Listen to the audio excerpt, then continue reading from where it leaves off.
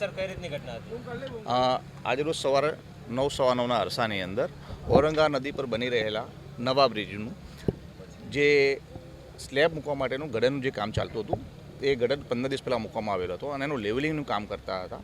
તે દરમિયાન લેવલિંગ કામ કરતા દરમિયાન એક ટ્રસ્ટ છે જે સ્લીપ થઈ જતા આ જે સ્લેબ માટે જે ગડર બનાવ્યા હતા એ આખો જે સ્ટ્રક્ચર કોલેપ્સ થયું હતું અને ત્યાં જે કામ જે કરી રહ્યા હતા એ 5 જેટલા મજૂરો હતા.